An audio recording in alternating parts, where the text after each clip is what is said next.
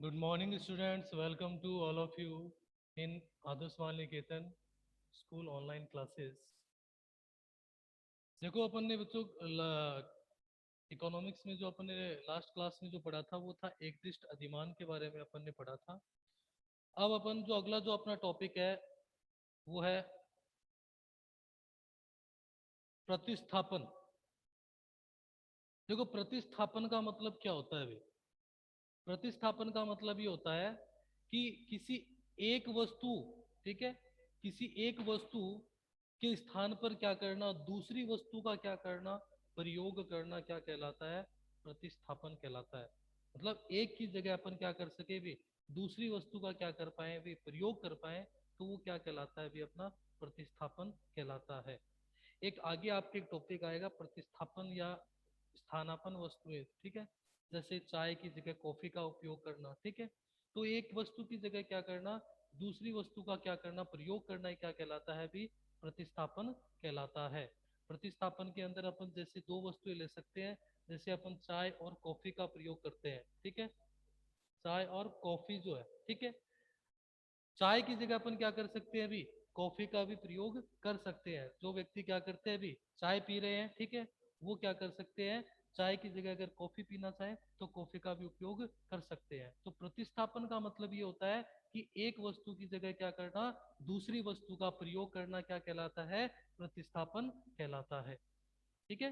तो प्रतिस्थापन जो अपना टॉपिक है, प्रतिस्थापन का मतलब क्या हुआ कि एक वस्तु की जगह दूसरी वस्तु का क्या करना, प्रयोग, मतलब चाय की जगह क्या करना, कॉफी का प्रयोग करना, ही क्या कहलाता है? प्रतिस्थापन कहलाता है। अब इसमें जो अगला जो अपना टॉपिक आता है, ये इसमें क्या बता रहा है कि प्रतिस्थापन दर जो क्या होती है, एक वस्तु की मात्रा को अगर अपन बढ़ाएंगे, ठीक है, तो दूसरी को में अपने को क्या करनी होगी, कमी करनी होगी। एक दूसरी वस्तु में क्या होती है, कमी होती है, तो उसको अपन क्या कहते हैं, ह्रासमान प्रतिस्थापन। ह्रासमान प्रतिस्थापन का मतलब क्या होता है कि एक वस्तु को अपन का उत्पादन अगर अपन बढ़ाएंगे, एक वस्तु का उपभोग अपन बढ़ाएंगे, ह्रासमान प्रतिस्थापन, तो दूसरी में क्या होगी, कमी होगी। ठीक है। क्योंकि अपने पास जो आय होती है या जो अपनी इनकम होती है वो क्या होती है, सीमित होती है। साधन अपने पास में क्या है, सीमित है। तो एक वस्तु का उपभोग बढ़ाएंगे तो दूसरे में अपने को क्या करनी होगी, कमी करनी होगी, या दूसरी वस्तु में जो कमी होती है उसको अपन क्या कहेंगे, ह्रासमान प्रतिस्थापन कहेंगे। ठीक है। फिर अगला जो अपना टॉपिक आता है वो आता है अनधिमान, उदासीन या तटस्था वक्र। ये एक इंपॉर्टेंट टॉपिक है इसका। अनधिमान, अनधिमान, उदासीन, उदासीन या तटस्थता, तटस्थता, ठीक है। अनधिमान, उदासीन या तटस्थता वक्र क्या होता है? ठीक है, ये क्या होता है अभी? अनधिमान वक्र ये दो वस्तुओं के ऐसे विभिन्न संयोगों को दर्शाता है जिससे उपभोक्ता को समान संतुष्टि प्राप्त होती है। यह उपभोक्ताओं के बीच क्या होता है, उदासीन, और यह वस्तु के बीच क्या होता है, उदासीन और तटस्थ होता है। ठीक है। मतलब उदासीन वक्र क्या होता है, यह दो वस्तुओं के ऐसे विभिन्न संयोगों को दर्शाता है जिससे उपभोक्ता को क्या होती है, समान संतुष्टि प्राप्त होती है। दोनों से क्या हो रही है भी, समान संतुष्टि प्राप्त होती है। ऐसे अलग अलग संयोगों को क्या करेगा, ये दर्शाएगा। ठीक है। तो अनादिमान वक्र या तटस्थ वक्र को अपन क्या कहेंगे, ये कहेंगे, इसका अर्थ जो होगा वो यह होगा कि यह दो वस्तुओं के ऐसे विभिन्न संयोगों को दर्शाता है जिससे उपभोक्ता को समान संतुष्टि क्या होती है, प्राप्त होती है। तो उसे अपन क्या कहते हैं, अनधिमान, उदासीन या तटस्थ वक्र कहते हैं। इस अनधिमान वक्र या उदासीनता वक्र जो है, इसकी कुछ मान्यताएं भी है। इसकी क्या मान्यताएं होती है, इसकी मान्यताएं क्या है, मान्यताएं, इसकी क्या मान्यताएं है? देखो, इसकी जो पहली मान्यताएं है वो क्या है, उपभोक्ता विवेकशील होना चाहिए भी। सही है। कि इसकी पहली मान्यता क्या है कि उपभोक्ता क्या हो भी, उपभोक्ता, उपभोक्ता,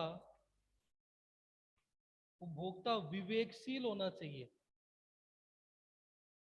विवेकशील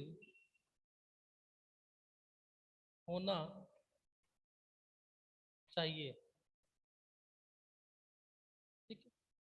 उपभोक्ता विवेकशील होने का मतलब ये है कि उपभोक्ता को यह पता होना चाहिए कि कौन सी वस्तु जो है वो उसके लिए उपयोगी है और कौन सी उसके लिए अनुपयोगी है। इस चीज का उसको विवेक होना चाहिए, इस चीज का उसको ज्ञान होना चाहिए। अगर उपभोक्ता विवेकशील नहीं है तो वहां पर उदासीनता का जो नियम होता है वो, या उदासीनता वक्र की जो स्थिति है वो लागू नहीं होती है। उदासीनता वक्र या उदासीनता या तटस्थता वक्र जो अपना है, ये स्थिति वहीं लागू होगी जहां पर ये मान्यताएं क्या हो रही हो, लागू होंगी। क्या हमारी पहली मान्यता क्या है उदासीनता वक्र की? कि उपभोक्ता विवेकशील होना चाहिए। विवेकशील मतलब उसको सही और गलत का क्या होना चाहिए, ज्ञान होना चाहिए। उसको ये पता होना चाहिए कि कौन सी वस्तु कितनी उपयोगी है, कितनी अनुपयोगी है। ठीक है। दूसरी मान्यता क्या है? संपूर्ण उपभोक्ता को क्या, उपभोक्ता को संपूर्ण परिदृश्य का क्या होना चाहिए, ज्ञान होना चाहिए। उपभोक्ता को क्या होना चाहिए? संपूर्ण परिदृश्य का ज्ञान होना चाहिए। संपूर्ण मतलब कि बाजार में कौन कौन कौन सी, जैसे मान लो कि उपभोक्ता को ये पता होना चाहिए कि मार्केट में या बाजार में कौन कौन सी वस्तुएं हैं। ठीक है। और उनमें से कौन सी वस्तु है जिससे उसको क्या होगी, अधिक संतुष्टि प्राप्त होगी। ठीक है। उपभोक्ता को ये नहीं है कि उपभोक्ता को क्या होगी, उस बाजार का ज्ञान ही न हो, ऐसा नहीं होना चाहिए। उपभोक्ता को क्या होना चाहिए, संपूर्ण परिदृश्य का ज्ञान होना चाहिए, संपूर्ण बाजार का या संपूर्ण मार्केट का क्या होना चाहिए, नॉलेज होना चाहिए कि कहाँ पर कौन सी वस्तु ऐसी है। ठीक है। जिससे क्या होगी, उसको अधिक संतुष्टि मिलेगी। ठीक है। क्योंकि ये क्या होता है अभी, इसमें तो अधिकतम संतुष्टि को क्या किया जाता, ध्यान में रखा जाता है। तो उपभोक्ता ये देखेगा कि कौन सा, पहले तो पूरे बाजार का ज्ञान होगा, और जहां पर उसको ज्यादा संतुष्टि मिलेगी वहां से वो वस्तु को क्या करेगा, खरीदेगा। ठीक है। तो उस उपभोक्ता की इसकी तो दूसरी मान्यता है, वो क्या है कि संपूर्ण परिदृश्य का क्या होना चाहिए, ज्ञान होना चाहिए। तीसरी मान्यता है उपभोक्ता प्राथमिकताओं का निर्धारण करने की स्थिति में होना चाहिए। कि उपभोक्ता इस स्थिति में होना चाहिए कि वो यह निर्धारण कर सके। ठीक है ना। उपभोक्ता किस स्थिति में होना चाहिए, कि उपभोक्ता यह स्थिति में होना चाहिए कि प्राथमिकताओं का निर्धारण मतलब उसको ये निर्धारित करने की स्थिति में हो कि कौन सी वस्तु उसके लिए प्राथमिकता रखती है, और कौन सी, मतलब कौन सी वस्तु उसके लिए ज्यादा उपयोगी है और कौन सी वस्तु उसके लिए कम उपयोगी है। ठीक है। इस चीज का वह निर्धारण करने की स्थिति में होना चाहिए। ठीक है ना। अगर वह इस स्थिति में है कि वह अपनी प्राथमिकताओं का निर्धारण कर सकता है तो वहां पर अनधिमान वक्र बन सकता है। तो यह मान्यता है कि उपभोक्ता क्या होना चाहिए, प्राथमिकताओं का निर्धारण करने की स्थिति में होना चाहिए। ठीक है। तो प्राथमिकता कि कौन सी वस्तु को वो ज्यादा प्राथमिकता दे और कौन सी को कम प्राथमिकता दे, इस चीज का वो निर्धारण करने की स्थिति में होना चाहिए। अगली जो मान्यता होती है वो होती है, जिस समूह में अधिक वस्तुएं होती हैं वह अधिक संतुष्टि प्रदान करता है। सही बात है। जैसे ये बोल रहा है कि जिस ग्रुप में क्या होता है भाई, ज्यादा वस्तुएं होती हैं। जैसे मान लो एक एक समूह है जिसमें 5 वस्तुएं रखी हुई हैं, और एक समूह है जिसमें 10 वस्तुएं रखी हुई हैं। तो जिस समूह में ज्यादा वस्तुएं होंगी वह अपने को क्या करेगा, ज्यादा संतुष्टि प्रदान करेगा। ठीक है। तो यह भी इसकी मान्यता है कि जिसमें ज्यादा वस्तुएं होंगी, जिस समूह में ज्यादा वस्तु होगी वह उपभोक्ता को क्या करेगी, ज्यादा संतुष्टि प्रदान करेगी। और जिस समूह में वस्तुएं कम होगी वह उपभोक्ता को संतुष्टि भी कम प्रदान करेगी। अगली जो मान्यता है वो है, उपभोक्ता एक निश्चित पैटर्न में उपभोग करना चाहिए। उपभोक्ता को इसका ये भी है कि उपभोक्ता एक निश्चित पैटर्न में, एक निश्चित तरीके से क्या करे भी, उपभोग करे। ठीक है ना। उपभोग का भी क्या होना चाहिए, एक तरीका होना चाहिए, तभी उदासीनता वक्र जो है वो बन सकता है।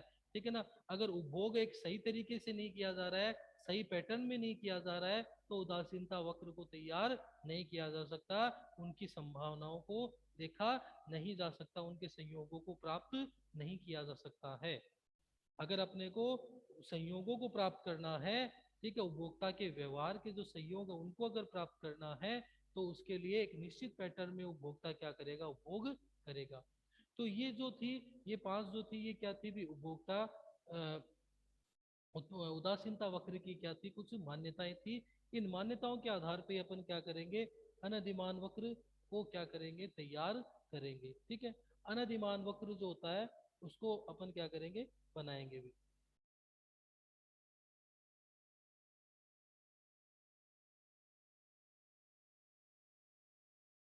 इसमें आपको देखो दो वस्तुएं दे रखी है,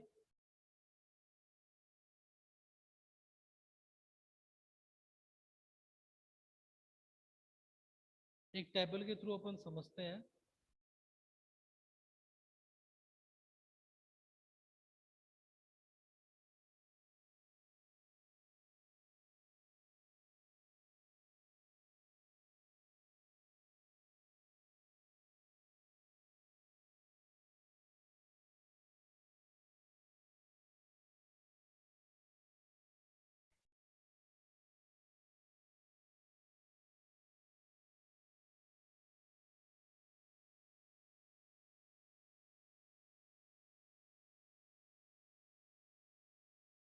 अपने को अलग अलग संयोजन दे रखे हैं, संयोग जो है वो आप देखो, पहला है ए, बी, सी एंड डी। ये चार संयोग अपने को दे रखे हैं।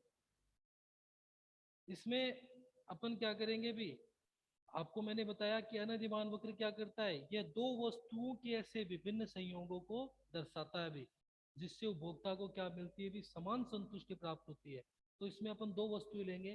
पहली जो वस्तु है वो मान लो कि भोजन है, भोजन, और दूसरी जो वस्तु है वो है कपड़ा। ठीक है। और इसकी जो एमआरएस है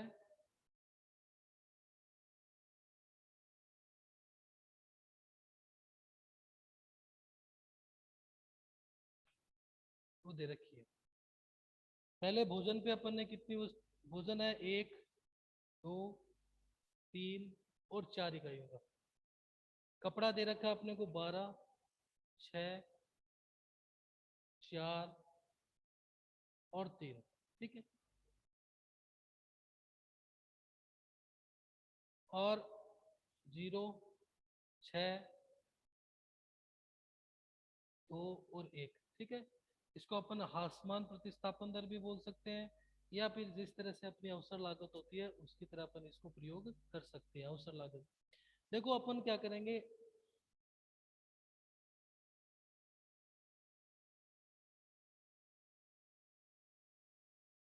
डायग्राम बनाएंगे। इसमें अपन क्या कर रहे हैं अभी, एक्स लेवल के ऊपर तो अपन क्या करेंगे भी,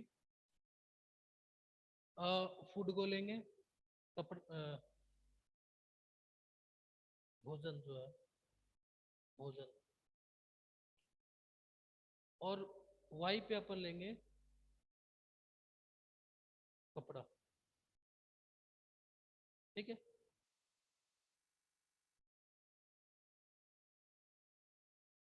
इसको इक्वल गैप लेंगे अपन, जैसे 1, 2, कितनी यूनिट है लास्ट भोजन की, 4, 3, 3 एंड 4। ठीक। और कपड़ा जो है उसकी यूनिट है 12, अधिकतम यूनिट कितनी है 12, तो अपन गैप ले लेते हैं, इक्वल गैप लेंगे, 2, 4, 6, 6, 8, 10, 12, 14। ठीक है, यहाँ तक ले लेते हैं। अब देखो आगे, फर्स्ट जो पोजीशन है उसमें क्या है, जब अपन क्या कर रहे हैं अभी, ये दो वस्तुओं के संयोग दर्शाएगा। तो पहली जो अपनी, पहला जो अपना संयोजन है, ए संयोजन जो है, वहां पर अपन कपड़े की तो कितनी इकाइयां प्राप्त कर रहे हैं, 12, और भोजन की कितनी इकाइयों का उपयोग कर रहे हैं, एक। तो क्योंकि अपने पास जो भी आय जो अपनी या साधन है वो सीमित है। ठीक है। तो भोजन की, कपड़े की तो करेंगे 12, और भोजन की कितनी की एक, तो एक के जस्ट सामने और 12 के जस्ट सामने। फिर अपन क्या करेंगे, भोजन का जो उपभोग है, क्योंकि इसमें क्या होता है भाई, अगर एक का उपयोग अपन बढ़ा रहे हैं, एक का उपभोग ज्यादा कर रहे हैं, तो दूसरे में अपने को क्या करना पड़ रहा है, कमी करनी पड़ रही है। ठीक है। तो फिर से अपन अगर भोजन की इकाई बढ़ाएंगे तो उससे क्या होगा, कपड़े में क्या आएगी, कमी आएगी। तो कपड़े का उपभोग कम होके कितना हो गया, 10, और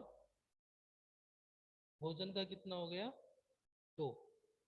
फिर बाद में भोजन का कितना बढ़ गया, 3, तो भोजन की तो अपन कितनी यूनिट करेंगे 3, और कपड़े का घट के कितना हो गया 4, तो 4 के जस्ट सामने और 3 के 4 के जस्ट सामने और 3 के जस्ट सामने होगा। और उसके बाद में फोर लास्ट जो होगा वो उसमें क्या होगा अभी, कपड़े की तो भोजन की तो अपन 4 यूनिट ले रहे हैं और कपड़े की कितनी आएगी 3, तो 4 और 2 के बीच में और 4 के जस्ट सामने। ठीक है, ये करेंगे अपन। ठीक है, ये अपना क्या बन जाएगा, वक्र बन जाएगा। कौन सा वक्र, अनधिमान वक्र, या इसको उदासीनता या तटस्थता वक्र भी अपन कह सकते हैं। ये ए संयोजन, ये बी संयोजन, ये सी और ये डी संयोजन अपने को क्या होगा प्राप्त होगा। ठीक है, तो इस तरह से अपन क्या करेंगे, अनधिमान वक्र को बनाएंगे। अनधिमान वक्र में दो वस्तुओं को अपन ने लिया और उनके आधार पे अपन ने अलग अलग संयोजन को क्या किया है, प्राप्त किया है। इसमें प्रारंभिक अवस्था में क्या था अभी, कि कप भोजन की 1 इकाई का निर्माण कर रहे थे और कपड़े की 12 यूनिट का अपन क्या कर रहे थे, निर्माण कर रहे थे। लेकिन उसके बाद अपन क्या करते हैं अभी, भोजन का उपभोग बढ़ाते हैं और कपड़े में अपन कमी कर रहे हैं। ठीक है, तो क्योंकि साधन अपने पास सीमित है, आय सीमित है, उसी आय से अपने को क्या करना होगा, भोजन का उपभोग करना होगा। तो अगर भोजन का बढ़ा रहे हैं तो अपने को कपड़े में क्या करनी होगी, कमी करनी होगी। वही अपनी क्या करनी जाएगी, हमारा मानी जाएगी, या इसमें प्रतिस्थापन प्रतिस्थापन दर भी अपन इसको बोल सकते हैं। ठीक है, अवधिशन। ठीक है, ये होगी, ये क्या बन गया आपका, अनधिमान वक्र, धीमान वक्र। ठीक है, अब इस वक्र की कुछ विशेषताएं आपके आगे दे रखी है। इस वक्र की क्या विशेषताएं हैं, उससे पहले अपन इसको एक बार समझ लेते हैं। जैसे हेलो यस, सर, आवाज नहीं आ रही आपकी। अब आ रही है क्या? सर थोड़ा तेज बोलो। अब आ रही है क्या बेटा? ये सर आ रही है। अब आ गई सर आवाज। आ रही है ना? सर देखो अब, तो ये देखो क्या बोल रहा है, स्टार्टिंग में अपन ने क्या किया कि एक उपभोक्ता जिसके पास भोजन की क्या है 1 इकाई है और कपड़े की क्या है 12 इकाई है। अब हम उससे कहते हैं कि वह भोजन की क्या करे, एक अतिरिक्त इकाई पाने के लिए कपड़े की कितनी इकाइयां छोड़ने के लिए तैयार है, ताकि उसकी संतुष्टि का स्तर क्या रहे, अपरिवर्तित रहे, मतलब वैसा का वैसा ही बना रहे उसे। तो उपभोक्ता क्या करता है अभी, कपड़े की एक अतिरिक्त इकाई प्राप्त करने के लिए उपभोक्ता सॉरी भोजन की एक अतिरिक्त इकाई प्राप्त करने के लिए वो क्या करेगा, कपड़े में कमी करेगा, ताकि उसका संतुष्टि का जो स्तर है वो क्या करे, समान बना रहे। ठीक है, तो वो क्या करेगा, भोजन की इकाइयां जैसे ही बढ़ाएगा तो कपड़े में क्या करेगा, कमी करेगा। ठीक है, क्योंकि उसके पास में जो आय है और उसकी जो इनकम है वो क्या है अभी, सीमित है। ठीक है, निश्चित है। तो उस स्थिति में वो क्या करेगा अभी, कब भोजन का उत्पादन बढ़ाएगा और कपड़े का जो उत्पादन है वो क्या करेगा, कम करेगा। अब क्या आता है अभी, इस तरह से अपना क्या होगा, अनधिमान और उदासीनता वक्र अपने क्या होगा, तैयार होगा अभी। ठीक है, अगला जो इसकी जो कुछ विशेषताएं हैं, उसकी विशेषताओं में पहली विशेषता क्या है, अनादिमान वक्र का ढाल दाईं और नीचे की तरफ होता है। पहला जो विशेषता है वो क्या है, अनधिमान वक्र का ढाल दाईं ओर, ढाल जो होता है वो दाईं ओर, दाईं ओर। ठीक है, अनधिमान वक्र की जो विशेषता है, विशेषताएं जो है इसमें पहली जो विशेषता है वो है कि अनधिमान वक्र का ढाल जो होता है वो दाईं ओर नीचे की ओर होता है भी। क्यों, क्यों होता है भी, क्योंकि किसी एक वस्तु को प्राप्त करने के लिए दूसरी वस्तु में क्या की जाती है, कमी की जाती है, क्योंकि उपभोक्ता संतुष्टि का स्तर समान रखना होता है भी। ठीक है, क्योंकि अब ये ढाल दाईं और नीचे की ओर क्यों होता है, देखा आपने ढाल, उदासीनता वक्र जो है उसका जो ढाल है वो दाईं और नीचे की ओर हो रहा है। क्यों, क्योंकि एक वस्तु को प्राप्त करने के लिए, मतलब भोजन को प्राप्त करने के लिए कपड़े में जो अपन कमी कर रहे हैं, ठीक है, उसी के कारण क्या है भी, अनधिमान वक्र का जो ढाल होता है वो दाईं और नीचे की ओर होता है। ठीक है, तो यह क्यों ये किस कारण से हो रहा है भाई? क्योंकि एक वस्तु का उपभोग अपन बढ़ा रहे हैं तो दूसरी वस्तु में अपने को कमी करनी पड़ रही है, और क्योंकि उपभोक्ता को संतुष्टि का जो स्तर होता है वो समान रखना होता है, ठीक है। इस कारण से क्या हो रहा है, इसका ढाल दाईं और नीचे की ओर होता है भाई, ठीक है। दूसरी इसकी विशेषता क्या होती है, अनधिमान वक्र मूल के प्रति उत्तल एवं उन्नतोदर होता है भाई, ठीक है। ये क्या होता है, मूल के प्रति उत्तल है उन्नतोदर, ये किसके कारण होता है, घटती सीमांत प्रतिस्थापन दर के कारण होता है, ठीक है। तो सीमांत प्रतिस्थापन दर जो है आपकी जो घट रही है, ठीक है, ये जो सीमांत प्रतिस्थापन दर है इसके घटने के कारण क्या होता है, ये मूल के प्रति उन्नतोदर होता है, ठीक है, बढ़ता हुआ होता है, ठीक है। तीसरी जो विशेषता है इसकी वो है अनधिमान वक्र एक दूसरे को नहीं काटते हैं। अनधिमान वक्र जो होते हैं वो एक दूसरे को नहीं काटते हैं। क्यों? क्योंकि अगर दो अनधिमान वक्र होंगे, जैसे मान लो इसके ऊपर एक और अनधिमान वक्र होता तो ये इससे ज्यादा संतुष्टि दर्शाएगा, और अगर इसके नीचे स्थित होता तो ये इससे कम संतुष्टि दर्शाएगा, क्योंकि संतुष्टि का स्तर इसमें समान होता है, ठीक है। तो अगर पहला जो अगला जो अनधिमान वक्र है वो पहले के अगर ऊपर स्थित है तो अधिक संतुष्टि दर्शाएगा दोनों वस्तुओं की अधिक, और अगर नीचे स्थित है तो कम संतुष्टि को क्या करेगा, दर्शाएगा। तो उस स्थिति में इनके एक बिंदु पर या एक दूसरे को काटने की कोई संभावना नहीं होती है। मतलब दो उदासीनता वक्र एक दूसरे को नहीं काटते हैं, क्योंकि प्रत्येक उदासीनता वक्र एक समान संतुष्टि दर्शाता है। अगर पहला अगर दूसरा अनिर्दिमान वक्र पहले के ऊपर स्थित है तो ज्यादा संतुष्टि दर्शाएगा, और नीचे स्थित है तो कम संतुष्टि को क्या करेगा, दर्शाएगा। तो वहां पर एक दूसरे को काटने की कहीं पर संभावना नहीं होती है। तो ये क्या होगी, इसकी अगली विशेषता हो गई। उसके बाद में इससे अगली जो विशेषता होती है वो होती है कि प्रत्येक उच्च अनधिमान वक्र निम्न की तुलना में अधिक संतुष्टि दर्शाता है भी। हाँ,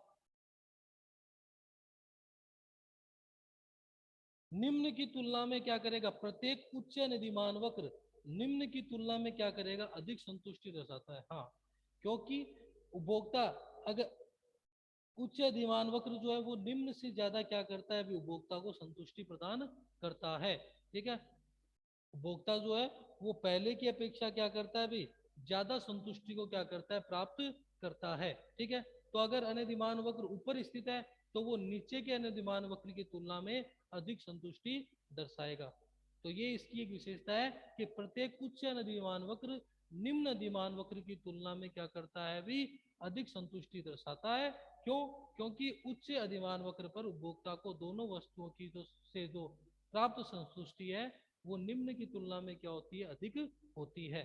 तो इस स्थिति में क्या करता है भी, उच्च अधिमानों को निम्न की तुलना में क्या करता है, अधिक संतुष्टि प्रदान करता है, क्योंकि यहाँ पर उसको दोनों वस्तुओं की क्या होगी भी, अधिक इकाइयां प्राप्त होगी, ज्यादा संतुष्टि प्राप्त होगी। अगली जो विशेषता है वो है उदासीनता वक्र कभी भी अक्ष को नहीं छूता है भी। ये क्या नहीं करते हैं भी, अक्ष को नहीं छूता है, इसको टच नहीं करेगा, ठीक है ना। अनधिमान वक्र देखा आपने, इसको टच नहीं कर रहा है, या फिर यहाँ पे अगर आप देख सकते हैं तो इसको ये क्या नहीं करेगा, टच नहीं करेगा, नहीं तो एक्स एक्स को छुएगा ना वाई एक्स को छुएगा, ठीक है। अनधिमान वक्र जो होता है वो क्या नहीं करता है भी, कभी भी अक्ष को नहीं छूता है। क्यों नहीं छूता है भी, क्योंकि अनधिमान वक्र दो वस्तुओं के विभिन्न संयोगों को दर्शाता है, परंतु यदि वक्र किसी एक अक्ष को भी छूता है तो वहां पर निश्चित ही एक वस्तु क्या हो जाएगी, शून्य हो जाएगी। क्यों? अगर वो y अक्ष को छुएगा या वो x अक्ष को छुएगा, तो अगर उसने किसी भी अक्ष को अगर छुआ तो वह क्या होगा भाई, वहां पर क्या होगी, निश्चित एक वस्तु क्या हो जाएगी, शून्य हो जाएगी, जो कि अपनी मान्यताओं के क्या है, विरुद्ध है, ठीक है। क्योंकि अपनी मान्यता है कि इसमें दोनों वस्तुएं होनी चाहिए, ठीक है। और अगर दोनों वस्तुओं में से एक भी वस्तु अगर जीरो हो गई तो वहां पर वो क्या होगा, अपनी मान्यताओं के क्या होगा, अगेंस्ट होगा, खिलाफ होगा। तो इसलिए बोल रहा है कि ये क्या होता है भी, कभी भी अनधिमान वक्र जो होता है वह कभी भी अक्ष को नहीं छूता है, चाहे वो एक्स एक्स हो, चाहे वो वाई एक्स हो, कभी भी उनको क्या नहीं करेगा, छुएगा नहीं, स्पर्श नहीं करेगा, क्योंकि अगर वो करेगा तो वह अपनी मान्यताओं के क्या होगा, विरुद्ध होगा। तो ये क्या होती है, इसकी अगली विशेषता होती है कि अनधिमान वक्र वह कभी भी क्या नहीं करता है, अक्ष को नहीं छूता है। ठीक है, अक्ष को नहीं छुएगा। क्यों? क्योंकि अगर वह अक्ष को छूता है तो वहां पर निश्चित ही एक वस्तु क्या हो जाएगी, शून्य हो जाएगी, जो कि अपनी मान्यताओं के क्या है, विरुद्ध है, उनके अगेंस्ट है। ठीक है, अगली जो विशेषता आती है, ये क्या होगी, अपने सारी इसके अंदर आपको विशेषताएं मैंने बता दी। ठीक है,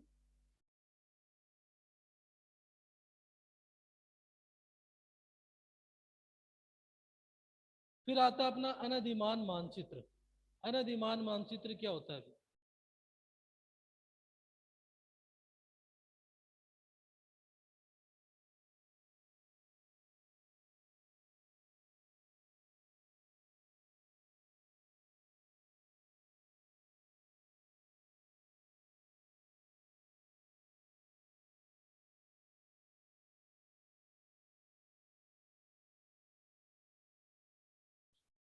अनधिमान मानचित्र,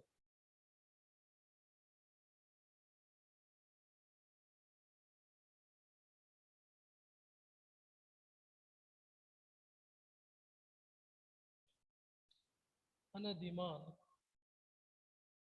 मानचित्र, देखो क्या होता है। देखो, विभिन्न अनधिमान वक्रों के समूह के एक समूह को ये क्या करता है अभी, अपन क्या कहते हैं, अनधिमान मानचित्र कहते हैं। मतलब विभिन्न अनधिमान वक्रों के एक समूह को क्या कहा जाता है, अभी अनधिमान वक्र कहा जाता है। यह क्या करता है, संपूर्ण उपभोग एवं व्यवहार से संबंधित होता है अभी। ये क्या करता है, उपभोक्ता के संपूर्ण उपभोग है उसके व्यवहार से क्या करता है, संबंध रखता है। तो अनधिमान वक्र का अगर एक अर्थ माना जाए तो अनधिमान वक्रों का के एक समूह को अपन क्या कहेंगे भी, अनधिमान मानचित्र कहेंगे, जो कि उपभोक्ता के व्यवहार एवं उसके उपभोक्ता के व्यवहार और उसके उपभोग से क्या रखता है भी, संबंध रखता है। ठीक है, फिर अगला जो पॉइंट आता है वो आता है प्रतिस्थापन की सीमांत दर की गिरने का कारण।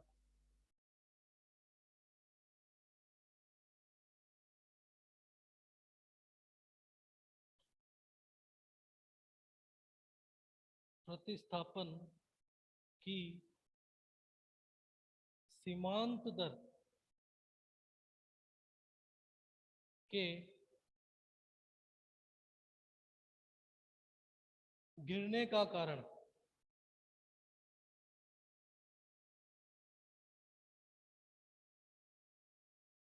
प्रतिस्थापन की सीमांत दर के गिरने का कारण, देखो क्या कारण होते हैं। प्रतिस्थापन मैंने आपको बताया कि भी कोई भी एक वस्तु का जब अपन क्या करते हैं, उपभोग बढ़ाते हैं, तो दूसरी वस्तु में अपन क्या करते हैं, कमी करते हैं। और उससे क्या होता है, अभी प्रतिस्थापन की जो सीमांत दर है उसमें क्या आती है, कमी आती है। धीरे धीरे वो क्या होता है, कम होता है, क्योंकि एक वस्तु का बढ़ाएंगे तो दूसरे में कमी करेंगे, तो उससे प्रतिस्थापन की जो सीमांत दर है वो गिरती है। तो उसके क्या कारण है, जैसे पहला है, बोल रहा है कि जैसे जैसे हम एक वस्तु का उपभोग बढ़ाते हैं तो उस वस्तु के लिए हमारी इच्छा की तीव्रता कम होती जाती है भी। क्यों होता है अभी, सीमांत दर क्यों गिरती है? क्योंकि अपन क्या करते हैं भी, जैसे जैसे अपन क्या करते हैं, एक वस्तु का उपभोग बढ़ाते हैं, तो उस वस्तु के लिए हमारी जो इच्छा की जो तीव्रता है वो धीरे धीरे क्या होती है, कम होती है।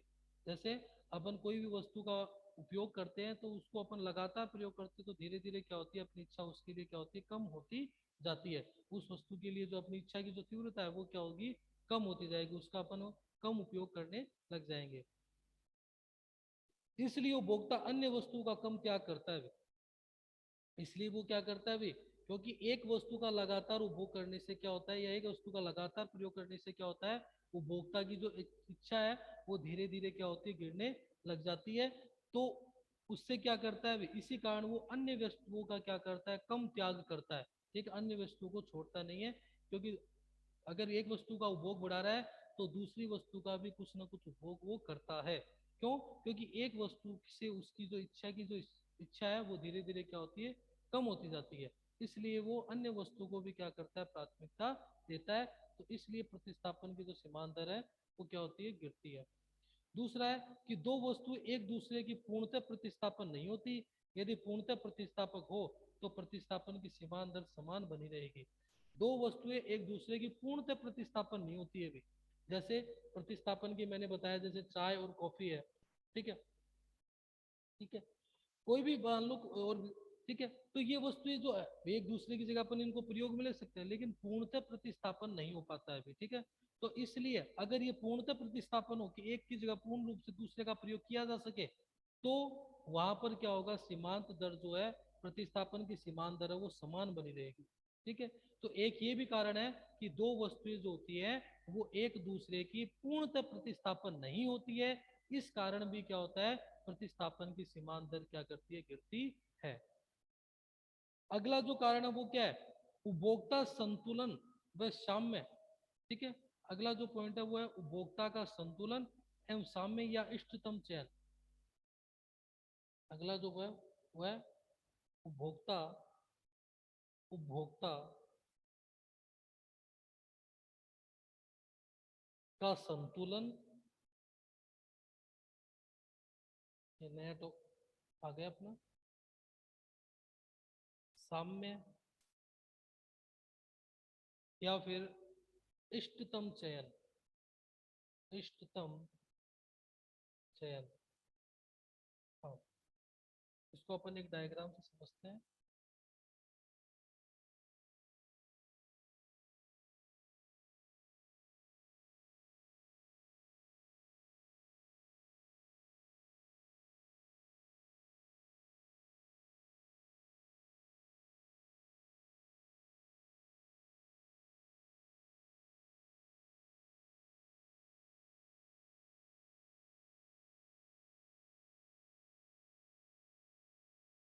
देखो यहाँ पे अपने को क्या कर रखा है, विभिन्न अनधिमान, ये तो अपनी क्या होगी, बजट रेखा होगी, ठीक है।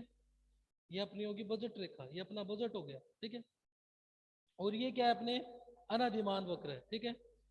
इनसे अपने को क्या होती है, संतुष्टि प्राप्त होती है, ठीक है। अब क्या होता है अभी, इष्टतम चयन उपभोक्ता का संतुलन कहाँ पर होता है अभी, ठीक है। उपभोक्ता संतुलन की स्थिति में कहाँ होता है, ठीक है।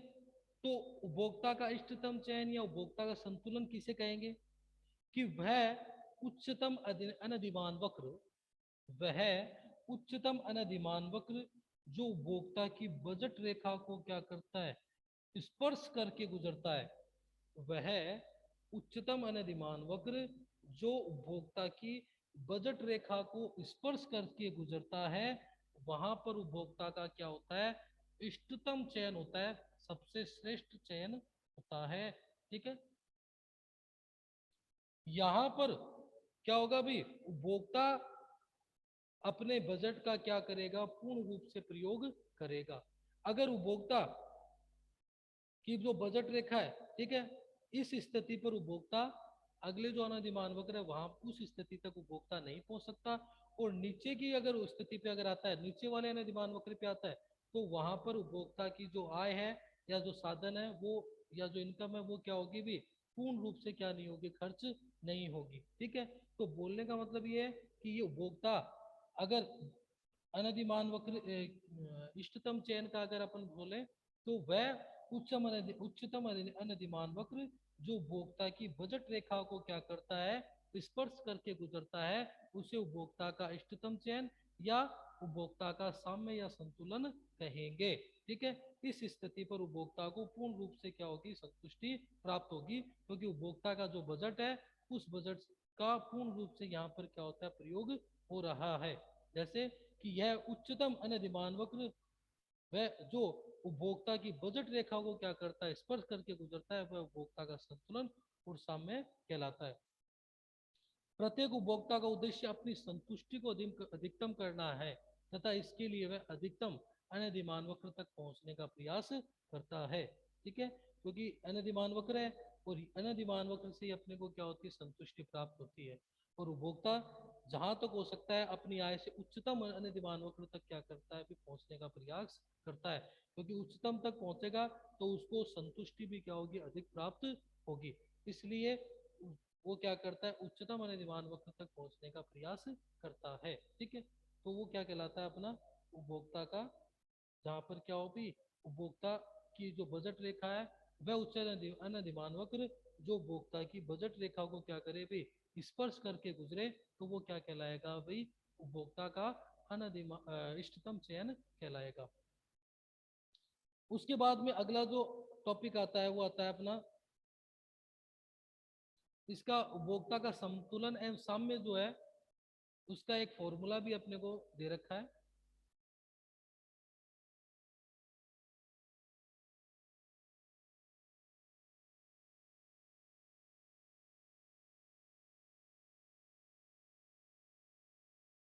वो फॉर्मूला देखो आप क्या है।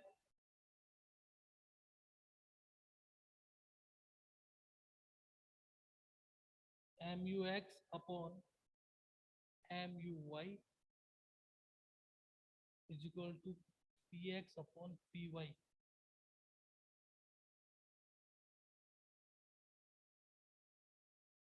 MRS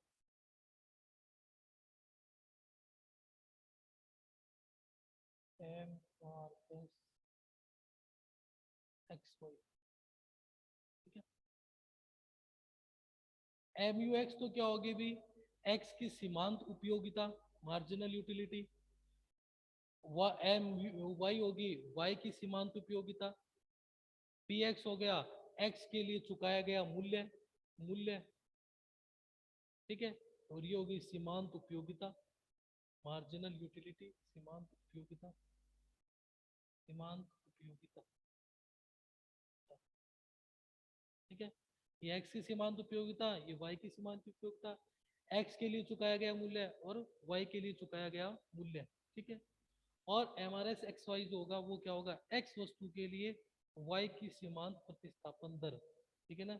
X के लिए Y की सीमांत प्रतिस्थापन दर, X वस्तु के लिए Y की सीमांत प्रतिस्थापन दर, ठीक है। सीमांत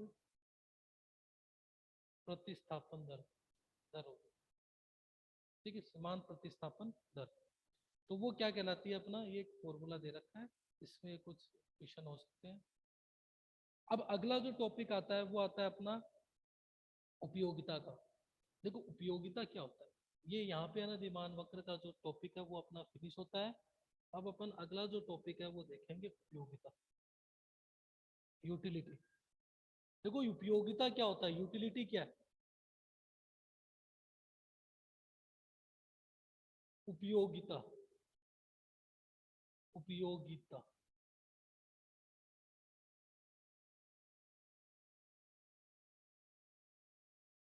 उपयोगिता क्या होता है, उपयोगिता का मतलब क्या होता है अभी, कि किसी वस्तु की वह शक्ति या क्षमता, किसी वस्तु की वह शक्ति या क्षमता जो उपभोक्ता की आवश्यकता को क्या करती है, वो संतुष्ट करती है, उसे अपन क्या कहेंगे, उपयोगिता कहेंगे। मतलब किसी वस्तु की वह शक्ति या क्षमता जो उपभोक्ता की आवश्यकता को क्या करती हो भी, संतुष्ट करती हो, तो उसे अपन क्या कहेंगे, उपयोगिता कहेंगे, यूटिलिटी कहेंगे। जैसे आपने कभी देखा होगा कि अगर आपको क्या होती है, आपकी एक आवश्यकता है, आपको मान लो भूख लग रही है, ठीक है। तो आपको अगर भूख लग रही है तो आप क्या करोगे, खान रोटी खाओगे, ठीक है। तो जैसे ही आप एक यूनिट खाते हो, ठीक है, दूसरी यूनिट, दूसरी रोटी खाते हो, तीसरी रोटी खाते हो, तो उससे क्या होता है अभी, आपकी भूख क्या हो जाती है, शांत हो जाती है। तो एक वस्तु की वह शक्ति, मतलब उस रोटी में वह पावर होता है या वह शक्ति होती है कि वो आपकी भूख को क्या करती है अभी, शांत कर देती है, आपकी आवश्यकता को क्या करती है अभी, पूरा कर देती है, ठीक है। तो वही क्या कहलाता है अभी, अपना उपयोगिता कहलाता है।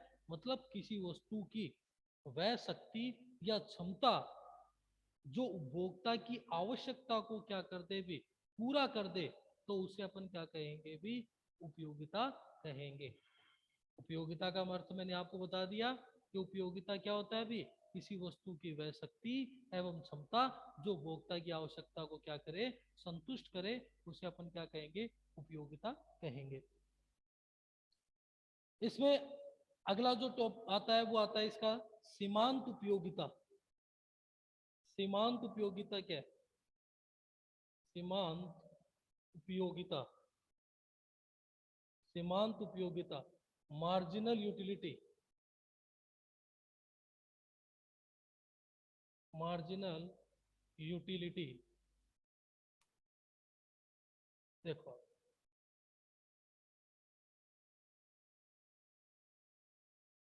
सीमांत उपयोगिता नहीं रहा इंग्लिश में।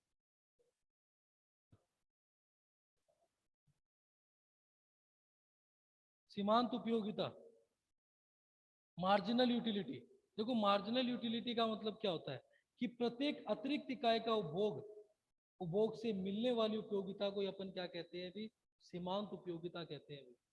प्रत्येक अतिरिक्त इकाई के उपभोग से मिलने वाली उपयोगिता ही क्या कहलाती है भी, सीमांत उपयोगिता कहलाती है। जैसे मान लो कि आप पहले आपने मान लो एक एप्पल खाया तो उससे आपको उपयोगिता मिली, ठीक है। तो जब आप पहला एप्पल खाओगे तो उससे आपको क्या मिलेगी, ज्यादा संतुष्टि मिलेगी। दूसरा आप खाओगे तो पहले की अपेक्षा आपको संतुष्टि का जो स्तर होगा वो कम होगा, ठीक है, कम संतुष्टि मिलेगी। तीसरा खाओगे तो दूसरे की अपेक्षा और कम आपको क्या मिलेगी, संतुष्टि मिलेगी। तो सीमांत उपयोगिता का मतलब क्या हुआ कि प्रत्येक अतिरिक्त इकाई का उपभोग करने से मिलने वाली उपयोगिता को ही क्या कहते हैं अपन, सीमांत उपयोगिता कहते हैं। जैसे जैसे अपन इकाइयों का उपभोग करेंगे सीमांत उपयोगिता जो है वो धीरे धीरे क्या होती जाएगी, कम होती जाएगी, ठीक है। सीमांत उपयोग क्योंकि पहली इकाई अपन का अगर अपन उपभोग करेंगे, पहली बार कोई वस्तु खाएंगे तो उससे अपने को ज्यादा संतुष्टि मिलेगी। फिर दूसरी उसकी यूनिट खाएंगे तो पहले की अपेक्षा अपने को क्या मिलेगी, कम संतुष्टि मिलेगी, ठीक है। तो इस तरह से क्या होता है, सीमांत उपयोगिता किसे कहेंगे, कि प्रत्येक अतिरिक्त इकाई का उपभोग करने से मिलने वाली उपयोगिता क्या कहलाती है, सीमांत उपयोगिता कहलाती है, ठीक है। और सीमांत उपयोगिता जो होती है वो प्रत्येक स्तर पर क्या होती है, धीरे धीरे क्या होती है, गिरती जाती है, ठीक है। फिर आता है अपना कुल उपयोगिता। कुल उपयोगिता, कुल उपयोगिता, टोटल यूटिलिटी, टोटल यूटिलिटी। देखो क्या होता है अभी कुल उपयोगिता, क्या होता है अभी कुल उपयोगिता का मतलब होता है वस्तु की सभी इकाइयों के उपभोग से मिलने वाली उपयोगिता क्या कहलाती है, कुल उपयोगिता कहलाती है। जैसे मान लो आपके पास में किसी वस्तु की मान लो 5 इकाइयां है, जैसे आपके पास में 5 रोटियां है, तो उन 5 रोटियों को खाने के बाद जो आपको उपयोगिता मिली है उसको अपन क्या कहेंगे, कुल उपयोगिता कहेंगे, ठीक है ना।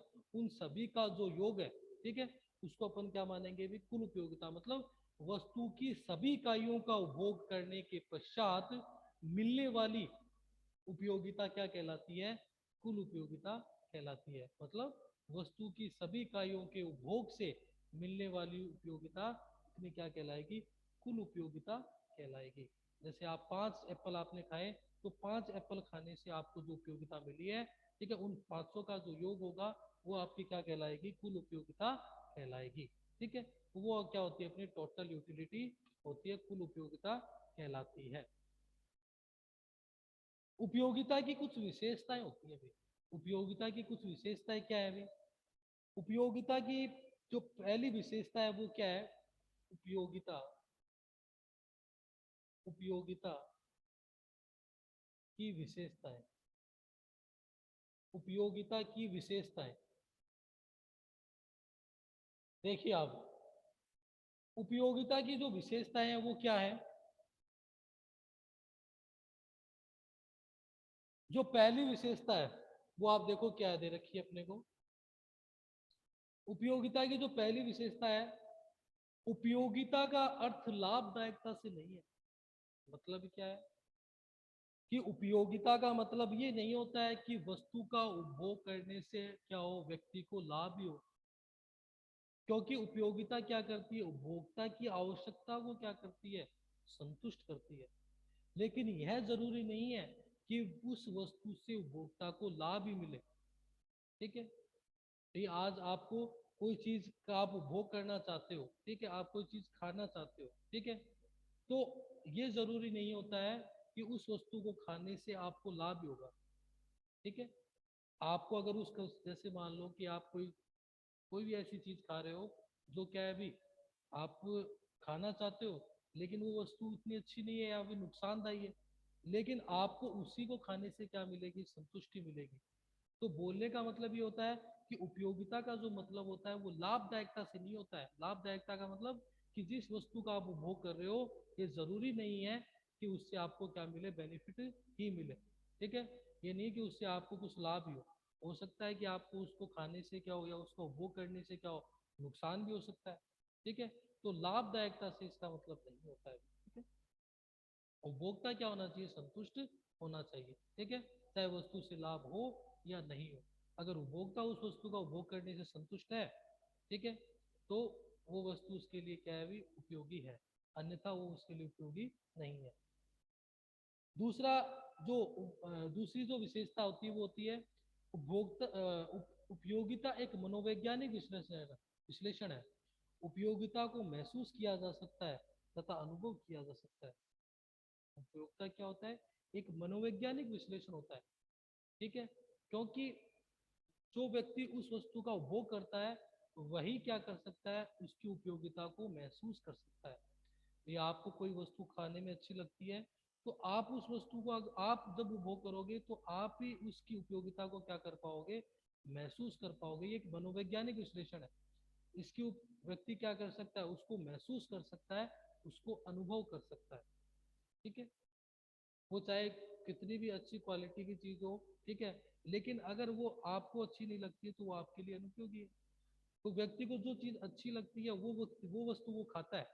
ठीक है, तो उससे उसको क्या होती है, अधिक संतुष्टि मिलती है। ठीक है, और उसको वह स्वयं ही क्या कर सकता है, अनुभव कर सकता है, क्योंकि ये एक मनोवैज्ञानिक अनुभव है। ठीक है, वो खुद ही क्या कर सकता है, उसकी उपयोगिता को महसूस कर सकता है। अगली जो विशेषता आती है उपभोक्ता उपयोगिता का तुलनात्मक अध्ययन होता है भाई। उपयोगिता का अध्ययन जो अपन करेंगे वो तुलना के आधार पे करेंगे। तुलना मतलब एक वस्तु की दूसरे वस्तु से अगर अपन तुलना करेंगे तो उसी के आधार पे अपन क्या कर सकते हैं, उपयोगिता का अध्ययन कर सकते हैं। जैसे मान लो कि आपके पास में दो वस्तु है, एक दो वस्तुएं रखी हुई है। जैसे एक तो आपका मान लो कि एप्पल रखा हुआ है, ठीक है, सेब रखा हुआ है, और एक तरफ आपके पास में आम रखा, ठीक है। तो आपको मान लो कि सेब अच्छा लगता है और आम कम अच्छा लगता है, तो इन दोनों की आप तुलना करोगे तभी आप क्या कर सकते हो, उपयोगिता का निर्धारण कर सकते हो कि कौन सी वस्तु से आपको ज्यादा उपयोगिता मिलेगी और कौन सी से आपको कम मिलेगी। तो बोलने का मतलब उपयोगिता का अपन क्या कर सकते हैं, तुलनात्मक अध्ययन कर सकते हैं। दो वस्तुओं के बीच अपन उपयोगिता का क्या कर सकते हैं, तुलना करके अध्ययन कर सकते हैं।